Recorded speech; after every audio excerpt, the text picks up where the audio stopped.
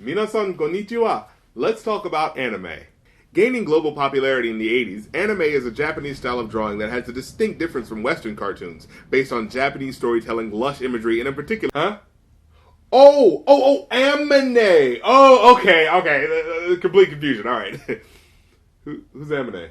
Caroline, you divine, mighty fine. Oh yeah, I love this song! I like the musical style, the flow, the carefree feeling it has to it. I really enjoy the... I'm gonna hate this as soon as I have to analyze the lyrics, aren't I? I heard you done got you a dime piece, man. Hell no, man. One of them Beyonce making good types, man. So it starts with the guy asking his friend about a girl he's dating. And, Aminé doesn't want to brag about her. To be honest with you, man, she's a bad thing. Fine as hell. Thick as fuck. But he totally wants to brag about her. Shawty really know the pipe. That's true. Like a pro. Fuck you thought. I don't know. I mean, it's a rap song where he's talking about a girl being good at blowing a pipe. I just assumed he was talking about your glass blowing abilities. You know, the way you make unique and fascinating art pieces from... Okay, we know what he's really talking about. I just don't get why she interjects there. Like, what did you think he was talking about? Like, what was I supposed to think he was talking about? I mean, according to him, the song isn't about anyone in particular, just a dream girl, an amalgamation of a bunch of other girls he knows. So, of course, it's going to be a perfect girl who's, of course, awesome when it comes to, well, you know... Caroline, listen up. Don't wanna hear about your horoscope. Shut up and shut up. You don't wanna talk it out. Can we fuck it out? For a dream girl, he sure seems pretty uninterested in anything she has to say. I mean, her two main traits that you want to point out is that she's hot and that she annoys you. The thing that's really weird, though, is that he based this song on the idea that he wanted to make a new Billie Jean. Yeah, Billie Jean wasn't that great of a woman either. It was about a manipulative fangirl who wanted to extort a famous person for money. She's actually pretty goddamn terrible. And even if that is the point, I don't think talking too much is on the same level of annoyance as a fucking paternity fraud. Also, according to him, the name Caroline comes from the song Roses by Outkast. And... Caroline, she's the reason for the word, bitch. Yeah, she's not supposed to be that great of a woman either. Are these women supposed to be having the characteristics that you see in her, which led you to making this song? Oh, baby, you remind me of a vapid materialistic bitch who only wants me for my money. I love you. Let's get gory, like a Tarantino movie.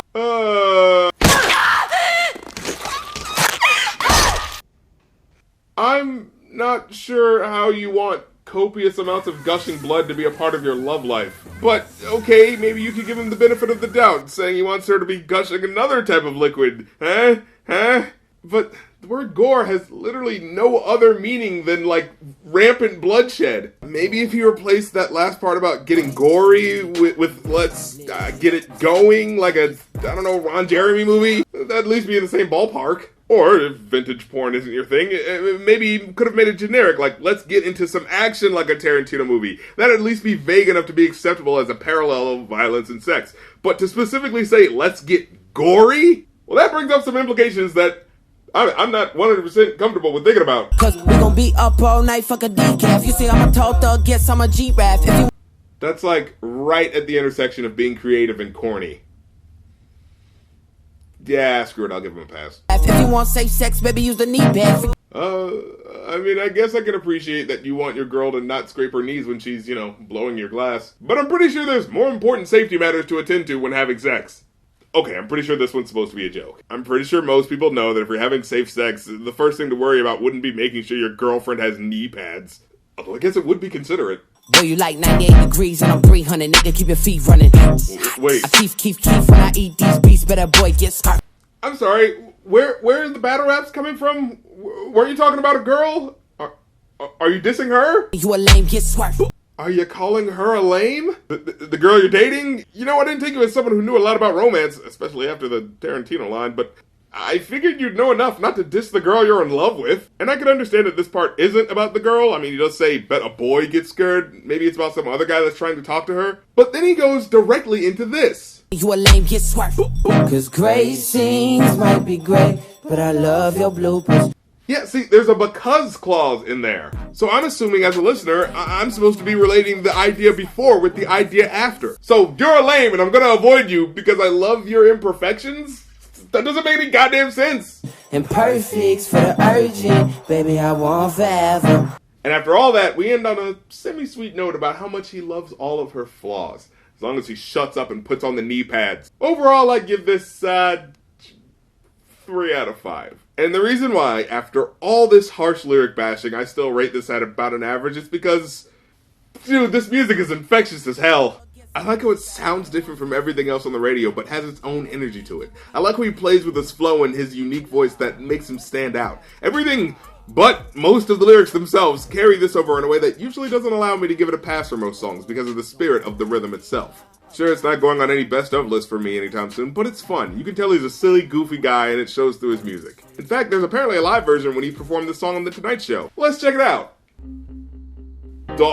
Look at him with the bananas on the piano. What a goofball. 9/11, a day that we never forgetting. 11/9, a day that we all regretting. Oh, man, was not expecting this. If my president is Trump, then it's relevant enough to talk about it on TV and not give a... Not sure how I feel about a guy making a political statement out of a song about telling his girlfriend to shut up and start bleeding. Let's get going. Bumping uglies while Aunt Flo's in town aside, let's get back to his message. I'm black and I'm proud. My skin is brown and I'm loud. Everybody love it when a rapper tells some lies. Well, that ain't me, homie. I guess that's a surprise. You know, now that I think about it, maybe it's perfect for him to do this. I mean, think about it. People who want to hear political messages are going to go for the Chuck D's and immoral techniques of the world. So technically, they'll always be preaching to the choir, talking to those who literally will already be enlightened about certain topics. But it means more when he calls out the president for being grossly irresponsible regarding racial disparities, because no one was expecting it from him. I mean, what's going to reach a bigger audience? A dissertation discussing racial biases and how they spread throughout culture, or a movie like, say, Zootopia, which does the same, albeit in a more easily digestible way. Caroline Divine, and I won't get specific. Club Banana the illest, and it's too terrific. I don't know exactly what he doesn't want to get specific about, but I looked it up, and apparently from what I can find, the Banana Club is some club in, like, the Kim Possible TV show, and a Twitter page where Aminé shows you how to make banana bread.